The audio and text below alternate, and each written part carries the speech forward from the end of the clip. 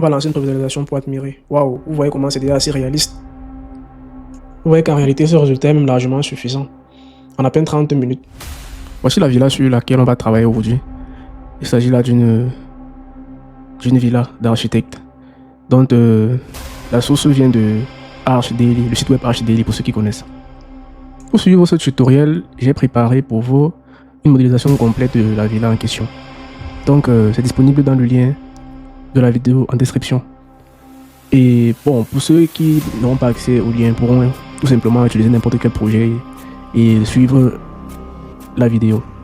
Cette vidéo est tout simplement la meilleure vidéo francophone que tu pourras retrouver sur YouTube concernant la modélisation et les rendus 3D. Je suis là André et nous avons décidé de mettre sur pied le Grand Atelier Archi, qui est tout simplement une école de design 3D, de rendu 3D et de BIM.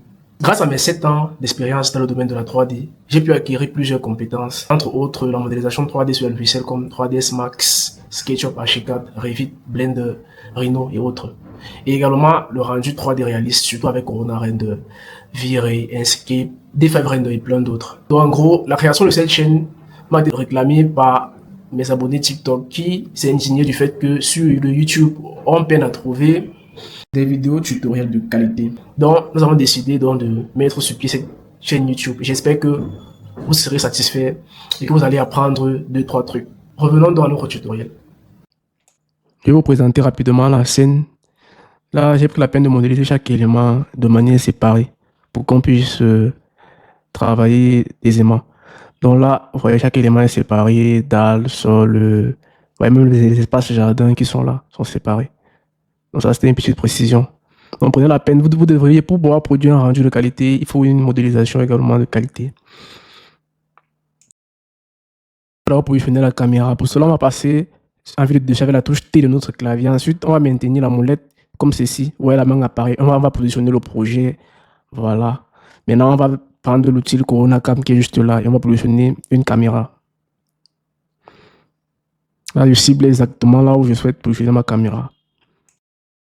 Si on regarde bien sur l'image de référence, j'aimerais bien cadrer ce point de vue-ci. Donc, on positionne la caméra en fonction, donc c'est logique, en fonction du point de vue qu'on souhaite mettre en lumière en fait. Donc, pour cela, on va travailler uniquement sur un seul point de vue pour ce tutoriel. Là, je clique, je maintiens et je positionne la caméra telle que c'est là.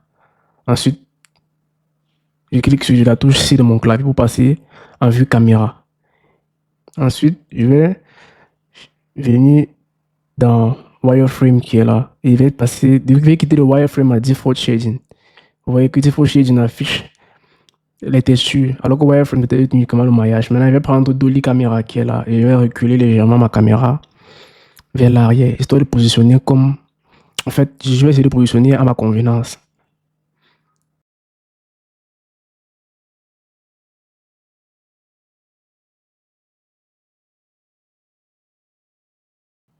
Ensuite, je vais chercher à... Je vais venir dans Corona Camera pour sélectionner la caméra. Je vais venir dans Corona Cam qui est là. Et je vais venir sur Select Camera. Troisièmement, on va sélectionner ma caméra automatiquement. Je vais venir modifier ça dans l'onglet modification. Je vais venir régler la focale en fait. La focale ici me permet de tirer l'image. Donc, je vais régler la focale à ma convenance. Là maintenant, ça dépend toujours de vous. En fonction du résultat que vous souhaiteriez obtenir, vous allez régler la focale. Donc, je vais entrer une valeur jusqu'à obtenir un résultat escompté. Ensuite, sans cliquer ailleurs, sachant que ma caméra est tout sélectionnée, je vais prendre l'outil de sélection. Je vais me rendre sur la fenêtre de travail. Vous voyez au niveau de Z là. Je vais régler l'altitude de ma caméra en fait, c'est-à-dire la hauteur de ma caméra. Là, je vais descendre avec. Je vais essayer de régler jusqu'à obtenir une position qui me convient.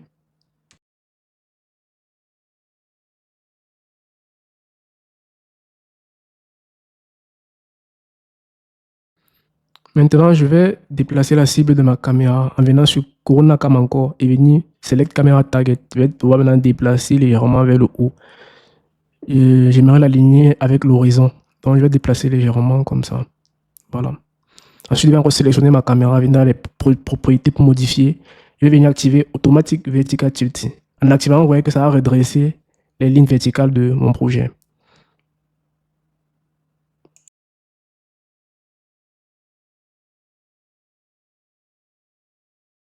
Après avoir positionné le projet à ma convenance, je vais venir dans les paramètres de rendu ici, sur la tasse de thé ici.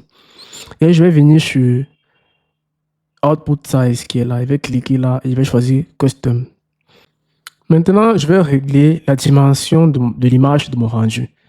Donc là, je vais entrer 1333 par exemple. Et ici, je vais entrer 1000. Donc là, vous fermez juste le cadenas pour verrouiller les valeurs. Comme ça, si on modifie d'un côté, automatiquement, l'autre dimension se modifie. En fait, si vous avez bien prêté attention, ici là, c'est juste la longueur et la largeur de l'image du rendu définitif. Donc, comme dimension, j'ai choisi une largeur de 2000 et une hauteur de 1500.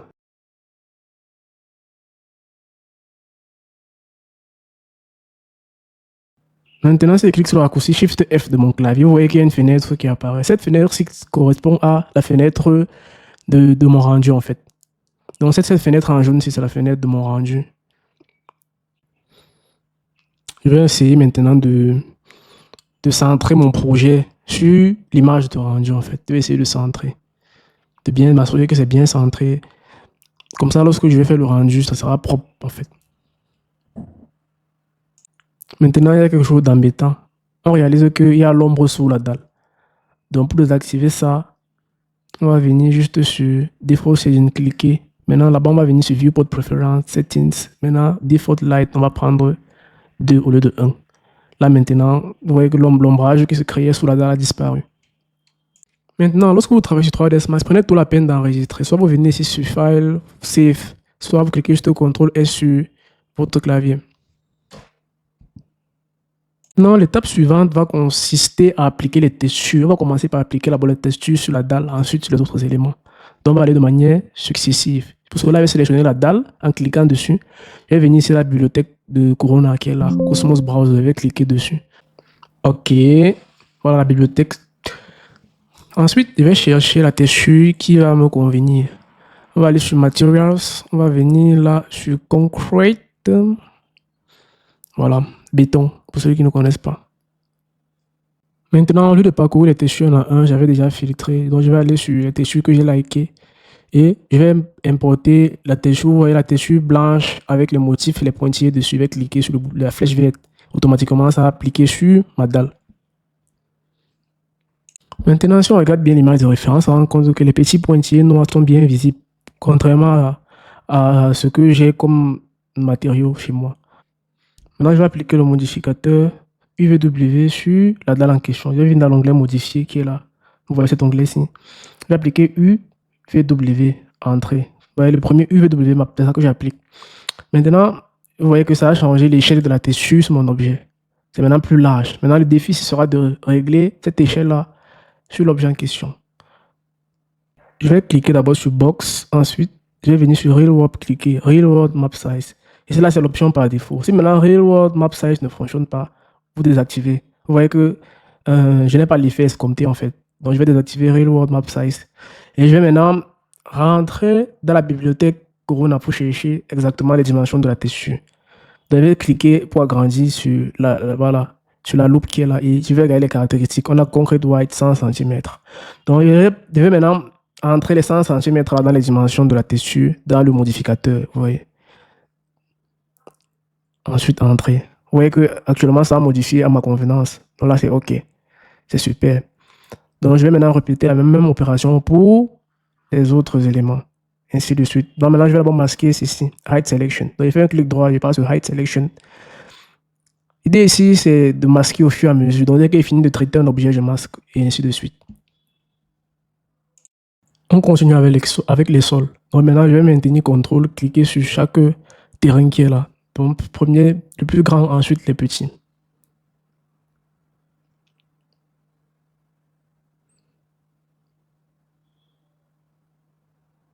Maintenant, dans la bibliothèque, je vais regarder dans Ground, qui est là. Ground qui signifie sol. Il y a un sol qui avait enregistré. Je vais cliquer juste pour appliquer sur la flèche bleue.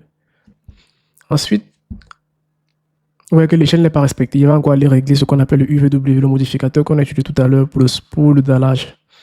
Maintenant, je vais taper UVW. Voilà, UVW map. Ensuite, je vais venir ici sur Box et je vais tester d'abord Real World Map. Voilà. Ici, la Real World Map, ça y est, ça marche. Donc, je vais laisser comme ça. Clic droit, Hide Selection. Voilà. On va continuer. Maintenant, concernant les vitres du mur rideau, je peux sélectionner chaque élément individuellement. Maintenant, CTRL, oui, je fais un clic droit, je passe sur Select Similar. Dans Select Similar, je vais sélectionner tous les éléments qui ont les mêmes caractéristiques, en fait. Donc, ça me permet de gagner en temps.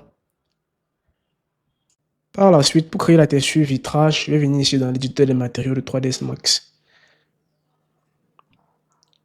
Ensuite, je vais cliquer sur Physical Material. Et dans Physical Material, je vais venir sur Corona et Corona Physical, je double-clic. OK. Ici, je vais tout simplement m'assurer que voilà, je suis sur la bonne texture. Je vais venir ici sur Apply Preset.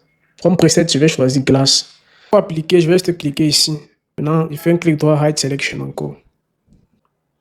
Par la suite, je vais sélectionner les différents éléments structurels de notre mur rideau. On va commencer par les montants. Select Similar. Ensuite, je vais récupérer l'éditeur de matériaux qui est juste là. On va créer un nouveau matériau. Je vais cliquer ici. On va juste réitérer la même opération. Dans Physical Materials, Corona Physical. OK. Ensuite, au niveau d'ici, on va venir changer la couleur. On va mettre d'abord métal. Et on va mettre maintenant une couleur noire, comme celle-là. Voilà. On va diminuer un peu la rugosité. En diminuant la rugosité, ça va augmenter les reflets de notre métal.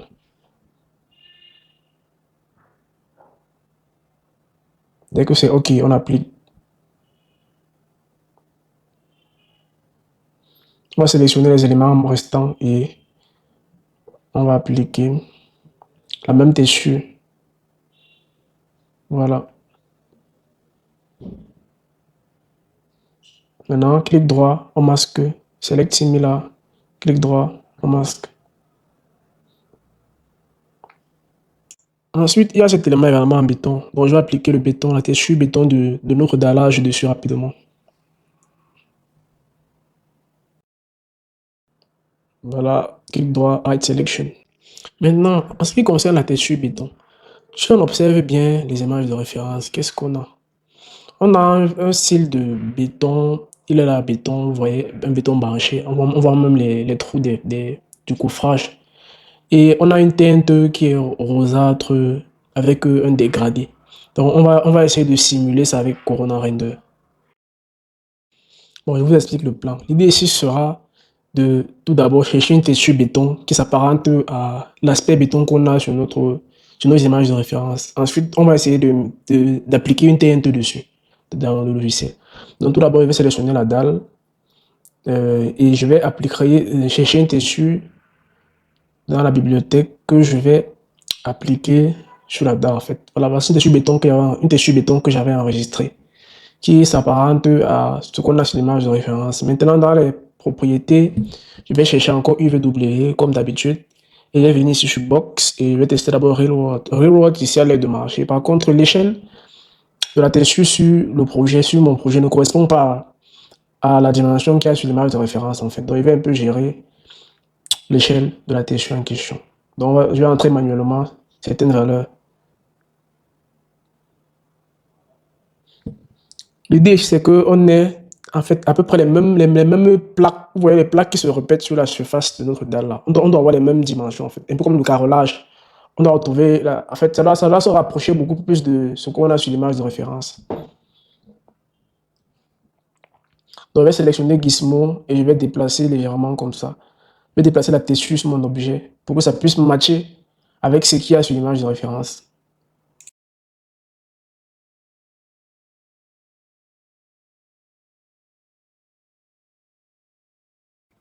À présent, je vais passer en mode caméra avec la touche C de mon clavier. Et je vais essayer de lancer un rendu en cliquant ici. On va lancer un rendu de prévisualisation. Vous voyez une fenêtre là qui s'ouvre. Ici, on se rend compte que tout est noir. On va d'abord stopper le rendu. Justement, tout est noir parce qu'il n'y a pas encore de source lumineuse dans notre projet. Donc, je vais me rendre dans les paramètres de rendu. Et dans l'onglet scène, voilà, je vais descendre au niveau de single map. Donc, au niveau de environnement. Donc, en fait, quand je clique sur single, vous voyez le blanc ici, en fait. Ça représente l'éclairage de l'environnement de rendu. Donc, lorsque je lance encore la prévisualisation, vous voyez que l'environnement maintenant est devenu blanc. Donc, maintenant, je peux mieux apprécier l'allure du béton sur l'objet. Et ça ne, c'est pas encore proche du résultat qu'on souhaite obtenir. Donc, on va déjà essayer d'arranger ça. Donc, je vais venir, sans arrêter le rendu, je vais venir encore dans les propriétés de ma dalle et je vais aller sur Gizmo. Je vais essayer de déplacer la texture sur l'objet. Voilà, à peu près comme ça. Ça a l'air d'aller. Voilà.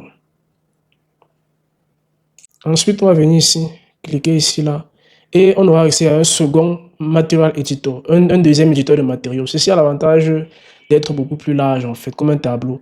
Donc, on va prendre la pipette, prélever la texture béton, vous voyez. Ici ça s'affiche un peu comme si on était sur un tableau. Là, maintenant, on pourra maintenant appliquer la texture rose sur ce béton-ci et visualiser le tout comme sur un grand tableau.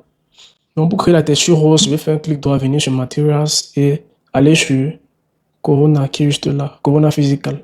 Maintenant, il va juste changer la couleur du Corona Physical Material. Je m'assure juste que j'ai bien sélectionné et je viens ici là, au niveau de Base Layer, je vais prendre Color et cliquer.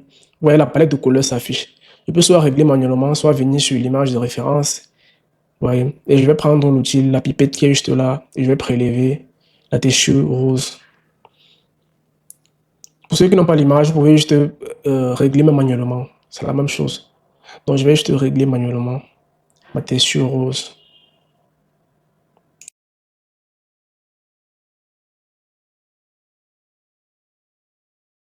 Maintenant, l'exercice suivant va consister à mélanger et le béton et la texture rose afin d'obtenir le même mélange que sur l'image de référence. Donc, on va créer ce qu'on appelle un Corona Layout Material qui va prendre les deux textures ici en entrée pour créer une troisième texture qui s'appelle Corona Layout. Donc, je vais faire un clic droit et venir sur Materials. Au niveau de Materials, je vais chercher Corona. Et au niveau du Corona, cette fois-ci, ne sera plus Corona Physical, mais Corona Legacy. Corona Legacy. Corona Layout, autant pour moi. Maintenant, avec Corona Layout, on va pouvoir mélanger les deux textures. Je vais brancher le béton dans Base Material et la texture rose dans ce qui est juste en dessous, Layer 1. Vous voyez qu'actuellement, les deux sont mélangés, mais mélangés à 100%. Pour qu'ils soient mélangés de manière un peu aléatoire, comme on le désire, on va ajouter un masque. Le masque ici, c'est ce qui va venir mélanger les deux, mais pas de manière uniforme en fait. On va essayer de créer une certaine variation. Et pour cela, on va utiliser ce qu'on appelle noise. Un noise map, ce qu'on appelle un noise map, ou encore bruit. Noise map, c'est tout simplement une texture en noir sur blanc. Noir sur blanc, un peu comme un nuage en fait.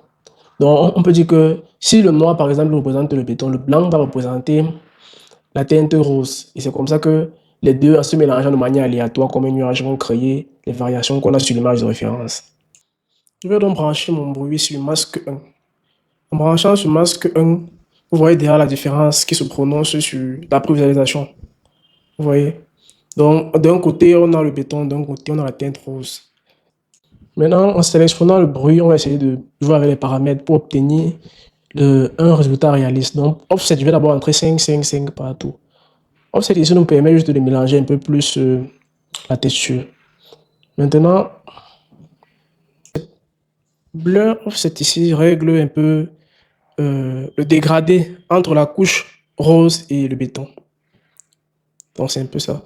Maintenant, ici, height, on va diminuer ça, on va dire 70%, 0,7. Et l'autre, on va dire 0,3. Donc, en fait, c'est juste une question de probabilité, en fait.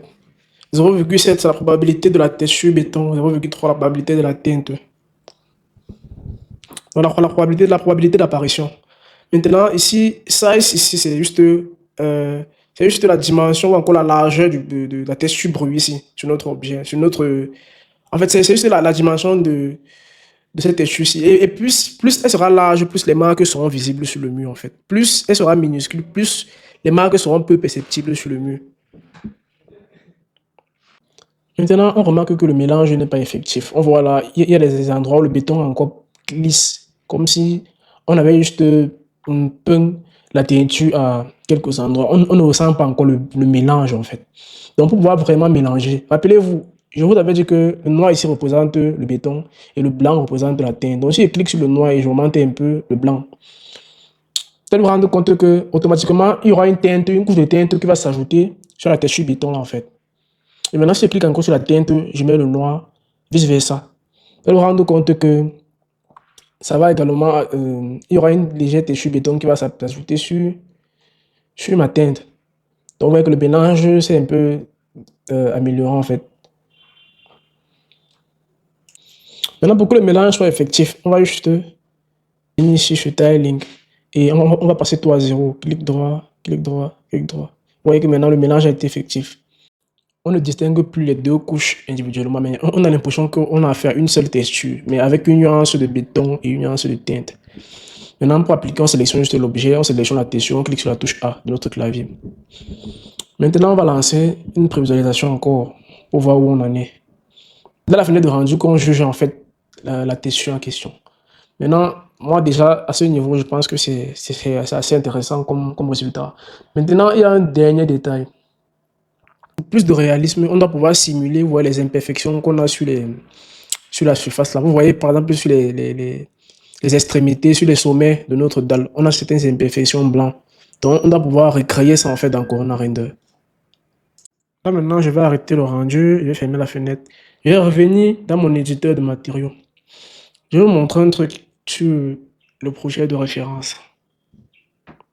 Si vous observez bien le projet de référence, on a beaucoup plus des imperfections là au niveau des extrémités de notre ouvrage.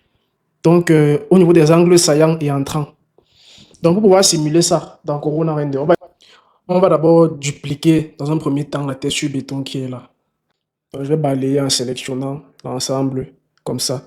Et je vais maintenir Shift et je clique et je glisse sur le côté. Et on va utiliser dans Corona Render un second masque. Cette fois-ci, qui ne sera pas noise, mais un masque qui va cibler spécifiquement les arêtes de notre dalle et appliquer la texture béton uniquement sur les arêtes.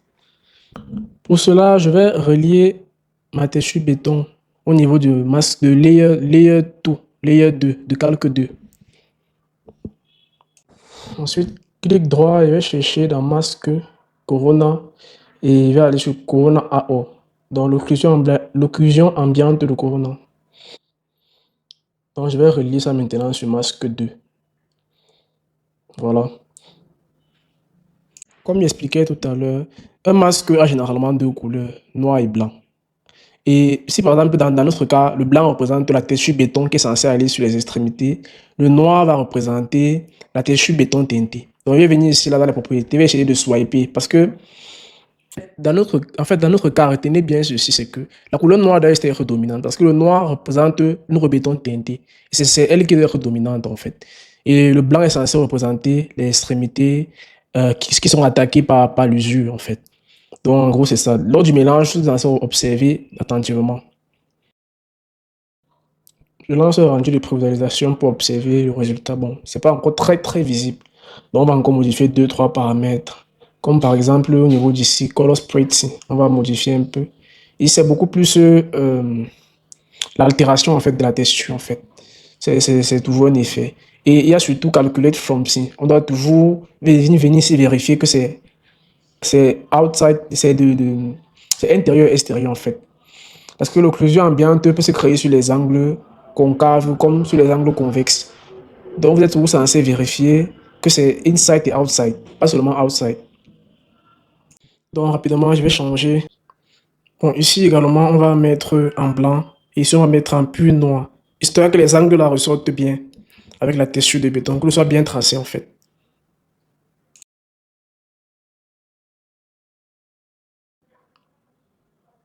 Maintenant, si vous observez attentivement l'écran, vous allez voir au niveau des angles là, vous voyez une fine couche noire. Vous voyez, c'était pas d'abord là. En fait, c'est ça là qui crée le réalisme dans un projet. Vous voyez que ça paraît maintenant beaucoup plus réaliste en fait comme ça. Donc, je vais encore manipuler 2-3 paramètres ici là jusqu'à obtenir quelque chose d'assez intéressant. Donc vous voyez, j'essaie de manipuler un peu, j'essaie de varier un peu quelques paramètres en fait. Voilà. Je pense qu'on se rapproche quand même de l'objectif. Regardez attentivement, au-dessus de la dalle, on a une crête noire. On a une crête noire. Donc on va essayer de créer cette texture-là et appliquer. Pour cela, je vais d'abord me rendre dans l'éditeur des matériaux. Je vais prendre plutôt le compact. Et ici, je vais sélectionner une texture vide. Maintenant, je vais faire quoi? Je vais prélever la texture de cette dalle-ci que je viens de créer là. La texture rose béton, le béton rose que je vais prélever. Ensuite, je vais cliquer juste ici à côté pour créer une nouvelle texture Corona Physical Material. Et je vais mettre la couleur en noir, comme vous voyez là. Et je vais, voilà, je vais régler un peu l'intensité de la couleur et diminuer un peu la rugosité. Voilà. Donc en gros, c'est cette deuxième couleur là qui va s'appliquer sur la texture, la bande du dessus, là, la crête du dessus. Maintenant, je vais venir dans les propriétés de ma dalle étant sélectionné. Je viens ici dans éditer pour poly. Ensuite, je vais sélectionner la face qui est là. Je vais sélectionner cette face-ci. Vous voyez polygone, c'est écrit polygone. Je vais passer maintenant en mode PPC avec la touche P. Je vais sélectionner la face du dessus. Avant de sélectionner, vérifiez toujours que by angle ici est coché. Voilà, vous sélectionnez. Ensuite, vous allez juste venir cliquer encore pour sélectionner les bords, les côtés des bordures. Vous allez cliquer sur gros. En cliquant sur gros, vous allez sélectionner automatiquement les bordures de notre dalle. Maintenant, il faudra définir deux identités. Le dessus de notre dalle sera la première identité, le dessous sera la seconde identité. Donc là, il finit de sélectionner le dessus. Tu vas prendre la texture noire, il va descendre ici et il va venir sur cette ID, ça comme identité numéro 2. Voilà.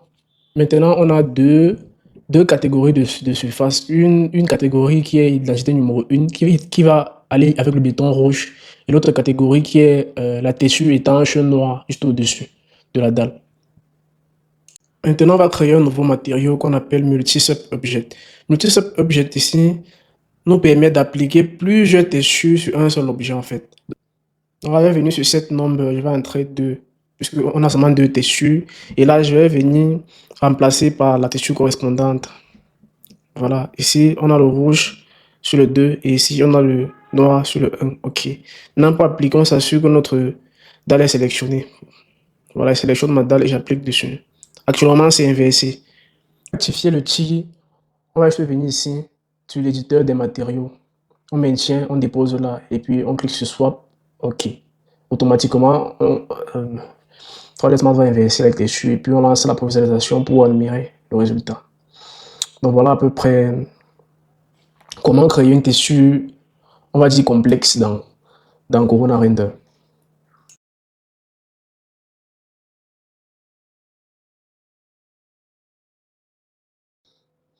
Maintenant, je vais sélectionner ma dalle et je vais masquer Hide Selection. Ensuite, je vais faire un clic droit, sélectionner encore tous les éléments similaires. Sélectionner tous les éléments similaires et je vais appliquer la texture béton que je venais de créer. Sauf que là, actuellement, je dois maintenant appliquer le modificateur UVW. Bon, au lieu de recréer encore manuellement, je vais faire seulement CTRL-Z, CTRL-Z, CTRL-Z. Je vais réapparaître ma dalle. Ensuite, je vais juste copier ce modificateur que j'avais préconfiguré ici. Et je vais aller coller maintenant sur les autres objets, sur les autres éléments de structure, en fait. Pour ne plus recréer de zéro. Je vais sélectionner. Je vais maintenant venir ici dans modification, coller là-bas maintenant. Maintenant, je vais venir dans l'éditeur des matériaux, appliquer ma texture béton dessus. Là, maintenant, je suis sûr que je travaille avec la bonne échelle. Maintenant, si on lance la visualisation, et voilà, si on jette un coup d'œil sur l'image de référence, qu'est-ce qu'on a? Vous voyez que les points de coffrage sont symétriques sur chaque élément de structure. Donc, je vais essayer de corriger ça. Je vais prendre le Gizmo. Voilà, je vais prendre le Gizmo et je vais essayer de déplacer la texture. Voilà. Là, je laisse la fenêtre de prévisualisation active. Comme ça, quand je vais déplacer, je vais pouvoir observer en temps réel la position de la texture. Voilà, essayer de centrer les quatre points symétriquement. Par la suite, je vais sélectionner mes éléments de structure que je vais masquer. Ensuite, il y a un élément ici qu'on a oublié. Donc, je vais commencer d'abord par coller le modificateur UVW dessus. Ensuite, je vais venir dans l'éditeur des matériaux, appliquer la texture et ensuite masquer. Maintenant, il nous reste uniquement le mobilier ainsi que certaines portes et certaines fenêtres. Je vais commencer d'abord par les fenêtres. Les fenêtres ici là sont groupées dans mon projet. Donc, je vais sélectionner d'abord une fenêtre et je vais dégrouper ce groupe Open. Maintenant, ensuite, je vais ouvrir l'éditeur des matériaux et je vais chercher à créer une nouvelle texture. Notez que la fenêtre a généralement, bon, c'est le cas sur notre projet, on a un vitrage, la vitre même, et on a le cadre métallique en fait. Donc vous voyez exactement, voilà. Donc là maintenant, je vais chercher à créer une texture multiple, multi-sub-objet. Voilà, ok, ok. Voilà, je vais entrer 2 ici là, sur cette nombre, ok. Ensuite, je vais mettre, voilà, j'applique d'abord la texture. Vous voyez que la partie blanche, c'est le vitrage. Et la partie noire, c'est censé être le cadre. Donc maintenant, je vais mettre les textures respectives. Le blanc, la vitre sur le blanc et le noir, je vais prendre la texture noire que j'avais d'abord créée. Le métal noir, la texture métallique noire. Voilà, je vais appliquer. Et comme les fenêtres sont similaires, je vais juste ouvrir les groupes, les différents groupes. Je vais sélectionner les éléments similaires. Voilà. Select similar. Et je vais ouvrir, prendre la peine d'ouvrir les groupes. Et maintenant, je vais sélectionner encore chaque fenêtre. Et je vais appliquer la texture que j'ai créée au préalable pour la première fenêtre sur les autres.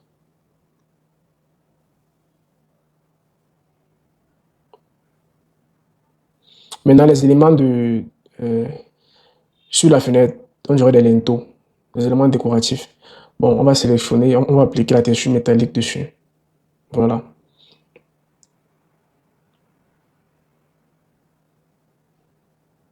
Ensuite, je vais sélectionner toutes les fenêtres que je vais par la suite masquer.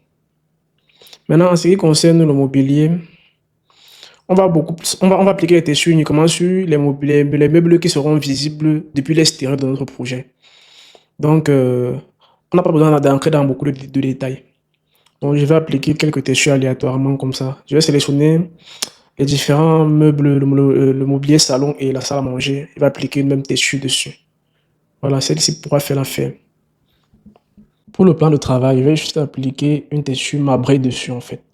Parce qu'avec les reflets de la lumière, même à l'extérieur, depuis l'extérieur, on perçoit en fait les reflets d'un plan de travail. Donc, je vais aller dans la bibliothèque de Corona, chercher une texture correspondante qui m'intéresse. Voilà. On va prendre celle-ci par exemple. Maintenant, ce qui concerne les rangements, donc je vais sélectionner les rangements qui seront visibles depuis l'extérieur. Et je vais juste appliquer une texture bois dessus.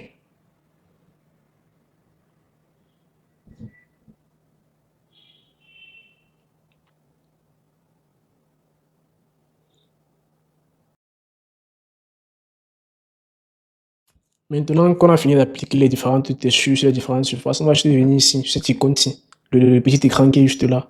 Et on va chercher un hide all. Voilà que ça a révélé tout. On passe en vue caméra avec la touche C de notre clavier.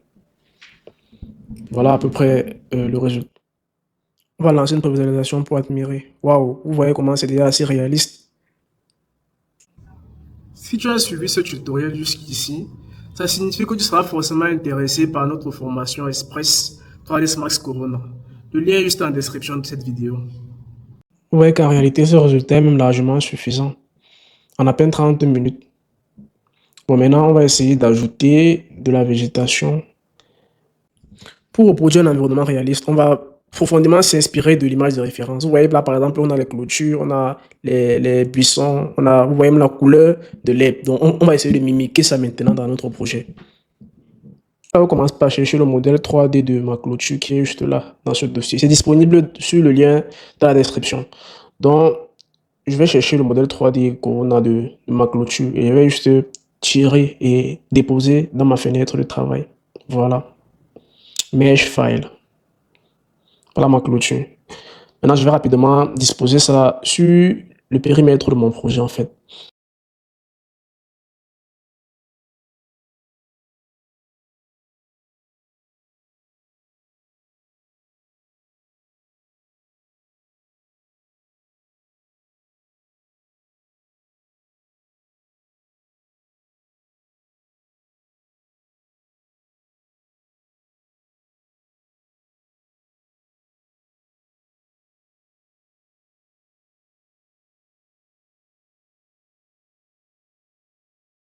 À présent, je vais essayer de multiplier en utilisant le modificateur array. Donc, je vais venir dans les propriétés, taper chercher array et sur X, je vais mettre 1. Sur Y, je vais mettre 20, par exemple. Voilà. Vous voyez que ça va multiplier par 20. Donc maintenant, je vais juste déplacer ma clôture comme ça. Je vais essayer de positionner, voilà, comme ceci, sur le côté. Je vais dupliquer maintenant Shift. OK. Et je vais roter maintenant. Voilà. Je vais roter W. Et ensuite, je vais repositionner. Bon, je vais laisser la clôture uniquement sur cet angle-ci. Parce que ma caméra balaye uniquement ce côté-ci, en fait.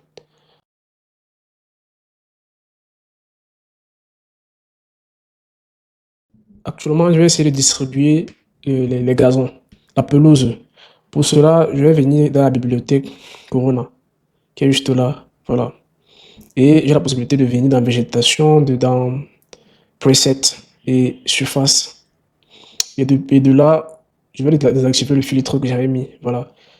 Je vais pouvoir charger, en fait, si je veux, n'importe quel style de gazon. Sauf que parfois, pour faire les rendus réalistes, vous devriez avoir votre propre bibliothèque d'objets réalistes. Donc, pour ce projet, j'ai créé un gazon spécifiquement pour ça. C'est pour ça que je ne vais pas utiliser ceci. Disponible également dans le lien en description. Donc, je vais fouiller rapidement dans mes archives et je vais juste tirer et déposer dans ma scène. Je vais cliquer sur Mesh File. Ensuite, je vais venir sur Use Mesh Material. Le premier, là, je vais cliquer dessus. Voilà. Actuellement, l'objet que j'ai importé est sélectionné. Je vais passer en vue perspective avec la touche P de mon clavier. Voilà. Ensuite, je vais déplacer sur le côté. Ensuite, je vais sélectionner cette surface et supprimer parce que je n'aurai pas besoin d'elle. C'était juste pour créer mon gazon. Maintenant, je vais venir sélectionner maintenant le gazon proprement. Voilà, je sélectionne. Et maintenant, bon, je me suis un peu perdu. Je vais cliquer ici pour entrer. Voilà. Maintenant, je vais sélectionner mon gazon proprement dit. Voilà, c'est sélectionné. Maintenant, dans les propriétés de celui-ci, je vais ajouter une nouvelle surface qui sera mon terrain avec le plus. Voilà, et je ressors. Ensuite, je vais passer en vue caméra avec la touche C et on va lancer la polarisation. Dès que ce gazon, c'est un gazon plug and play en fait. Donc, dès que vous choisissez juste la surface, vous appliquez sur celle-ci et puis voilà, vous obtenez un gazon réaliste en quelques secondes. Donc, bien évidemment, il y aura peut-être quelques petits ajustements, mais de manière générale, c'est plug and play comme je l'ai dit. Donc, dès que vous l'importez dans votre scène, automatiquement, vous n'avez plus besoin de trop paramétrer, c'est déjà assez réaliste. Maintenant, si vous observez bien sur le périmètre de notre dallage, on a un espace où il n'y a pas d'herbe en fait.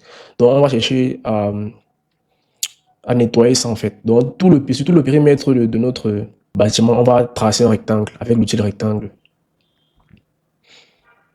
On va tracer un rectangle sur tout le périmètre comme ceci. Donc, en laissant un espace qui va correspondre à la distance entre le bâtiment et la fin, ou encore le début de notre pelouse en fait.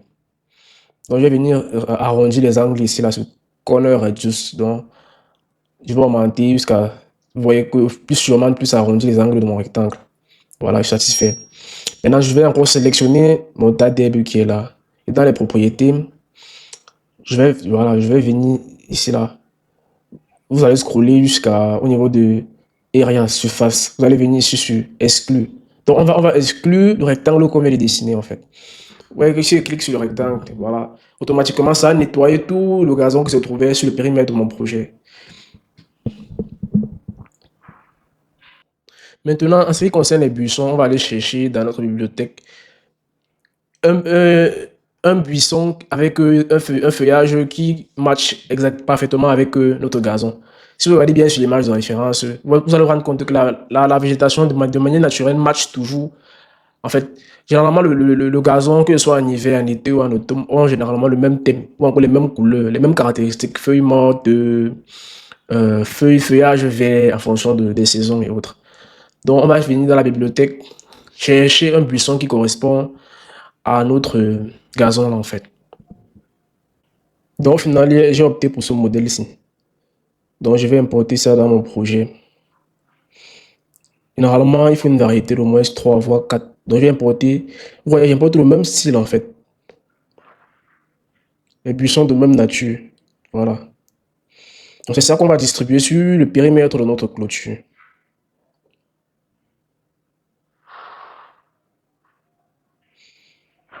On va faire un petit test pour se rassurer qu'effectivement ça match avec notre gazon. On va lancer un rendu de pulvérisation pour être sûr. La verdure dans le feuillage a une certaine harmonie en fait.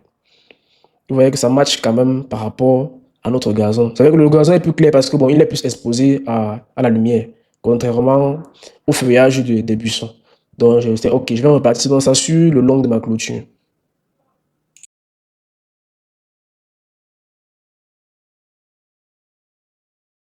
Prendre l'outil ligne qui est là. Et je vais tracer juste sur cet angle parce que ça c'est l'angle haut que perçoit ma caméra en fait. Donc j'ai pas besoin de placer ça partout. Je vais juste mettre repartir le buisson sur cet angle. Maintenant, je vais déjà créer ce qu'on appelle un Corona Scatter comme ça. Ouais, le chaos scatter. Je vais maintenant venir dans les propriétés ici. Et vous l'avez deviné, je vais ajouter ma ligne comme la surface sur laquelle, ou bien, je vais dire l'élément sur lequel il faudra distribuer. Voilà. Et comme instance, ou bien, comme éléments qui seront distribués sur la ligne, on va ajouter les buissons.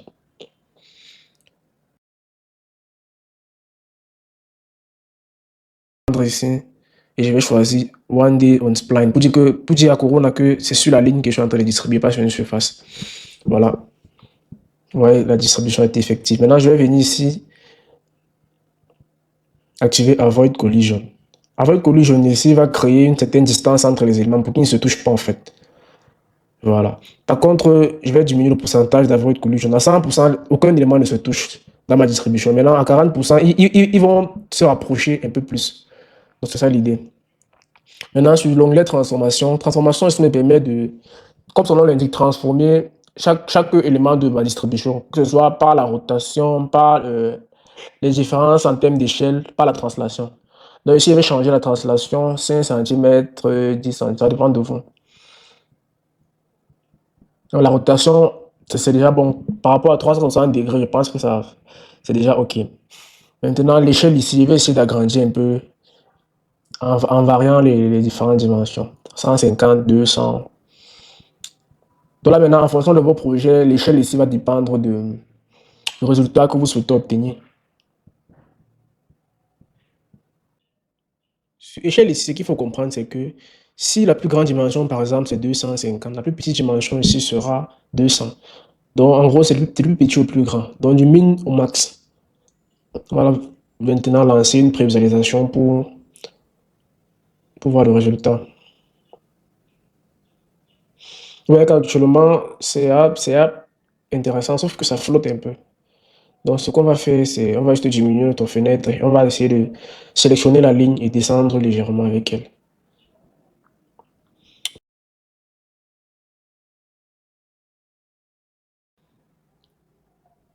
Vous voyez que lorsqu'on descend, on fait descendre la ligne automatiquement. Les objets qui sont distribués dessus suivent. Voilà. Donc, je vais un peu augmenter encore l'échelle de, de mes buissons. Bon, on va laisser 300 ici. Hein. Ensuite, on va laisser 200. Voilà, je crois qu'on a déjà fini de peupler la scène avec les objets. Bon, maintenant, il va manquer les objets de nos espaces verts qui sont là. Donc, rapidement, je vais chercher quelques objets, quelques arbres, quelques rochers dans notre bibliothèque. Je vais essayer de distribuer ça rapidement.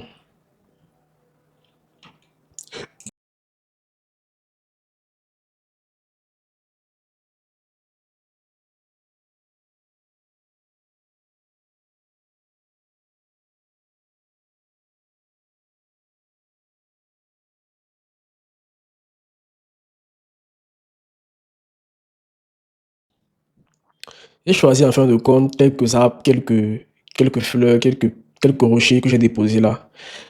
C'est vrai qu'ils ne sont pas visibles malheureusement parce que selon notre point de vue, on a un élément en béton qui obstrue la vue sur cet espace-là. Vous voyez? Bon, c'est déjà, j'adore le résultat. Mais s'il fallait maintenant ajouter un ciel, on va arrêter ce rendu d'abord et on va venir dans les paramètres de rendu. Dans la paramètre de rendu, vous allez scroller, vous assurer que vous allez chercher l'onglet, voilà. Au niveau des single maps, vous allez cliquer sur None. Il y a une fenêtre qui va apparaître. Cette fenêtre-là, vous allez choisir Corona et Corona Bitmap. Double-cliquez là-dessus. Maintenant, ici, vous aurez la possibilité de charger une image HDRI. Voilà. Dans le téléchargement, j'avais téléchargé une image HDRI pour ce projet. C'est ça que je vais importer. En passant, j'ai téléchargé cette image HDRI sur HDRI Haven. Donc, voilà l'image qui s'est uploadée. C'est ça maintenant ça qui va remplacer la texture blanche qui était là au départ.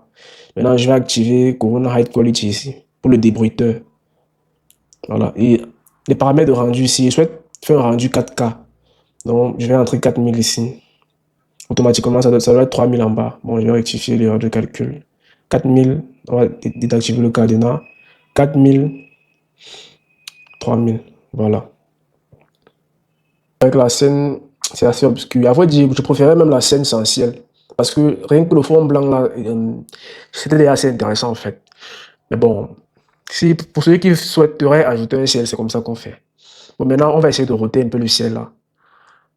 On va essayer de roter. Parce que si on regarde sur les images de référence, il y a les bâtiments à l'arrière-plan, si je ne me trompe pas.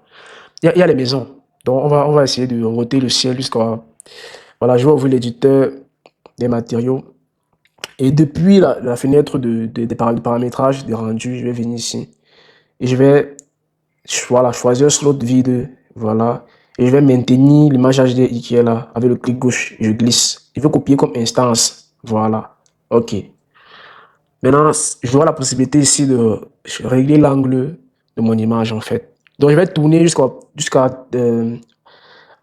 m'arrêter sur la position où il y aura les maisons dans le voisinage.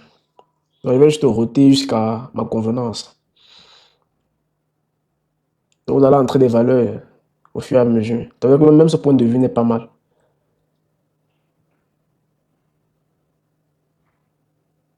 Voilà.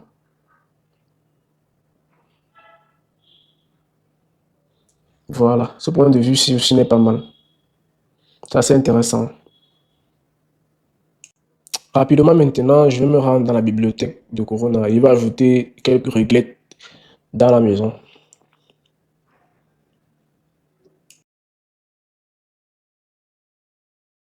Donc, après avoir positionné les lumières, je vais venir ici sur cette ampoule-ci, je vais cliquer et m'assurer que Instance là a été sélectionnée. Je vais cliquer sur Generate. Ce qu'on vient d'activer là, sur l'ampoule là, c'est ce qu'on appelle le Light Mix. Le Light Mix dans Corona Render nous permet de manipuler l'intensité des sources lumineuses directement dans la fenêtre de rendu. Voilà. Voilà donc la lumière que je venais juste d'ajouter. Je vais maintenant chercher à régler l'intensité. Tout d'abord, je vais venir ici à ma droite et voilà. Je vais cliquer là ensuite. Je vais venir ici activer, m'assurer que instance Interactive Lighting, autant pour moi, est activé. Maintenant, je vais venir régler l'intensité des réglettes ici là.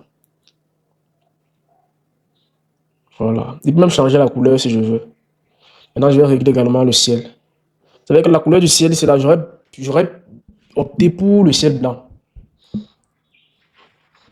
Donc, je crois que c'est tout. Là, maintenant, c'est en fonction de vos préférences. Si vous préférez euh, une ambiance beaucoup plus lumineuse ou moins, ça dépend de vous. Donc, cet onglet-ci, c'est comme le Photoshop de Corona Render. Ici, vous pouvez modifier l'exposition, les balances des blancs, le contraste et autres. Je vais activer Bloom Anglais.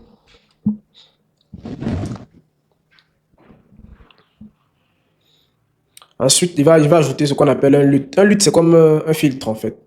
Voilà. Ça donne une ambiance un peu, parfois cinématique, parfois vintage à une image. Donc, à vous de voir. Il y a plusieurs LUT dans Corona.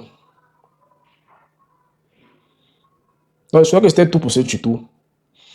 Là, maintenant, je vais choisir ce qui me convient et on va lancer le rendu.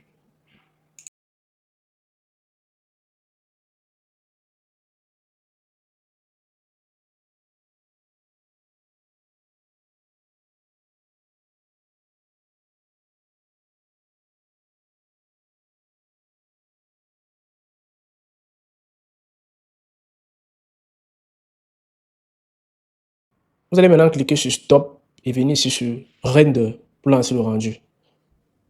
Donc, avant de lancer le rendu, vous arrêtez d'abord le rendu de prévisualisation et puis vous lancez le rendu. Maintenant, vous voyez, le calcul va commencer en fait. Vous allez patienter un moment en fonction des caractéristiques de votre processeur et de votre RAM. Le rendu va plus ou moins dépendre de ça en fait. La durée du rendu. Bon, maintenant, supposons que vous êtes satisfait de ce résultat. Après peut-être 15 minutes, voire 20 minutes, vous arrêtez juste sur stop ici. Quand vous allez cliquer sur stop, vous allez patienter un instant, le temps que le denoiser retire les brebis sur l'image, c'est important. Ensuite, vous allez venir d'enregistrer, bien évidemment, choisir un dossier. Bon, l'autre là, on n'a pas besoin d'expliquer. Vous allez entrer le nom du fichier en question. Bon, on va entrer un nom normal. Image 01. Ensuite, au niveau du format, vous allez choisir PNG. Voilà, vous allez cliquer sur Save. Ici, vous allez vous rassurer qu'on est sur 48 bits et ici que Alpha Channel n'est pas coché. Ok. Voilà, je crois que c'est tout. Donc, voici à quoi ressemble le rendu final de ce projet. Ça a duré environ 15 minutes. Félicitations à toi si tu as pu suivre cette vidéo du début jusqu'à la fin. Abonne-toi et partage la vidéo massivement. D'autres vidéos comme celle-ci arrivent.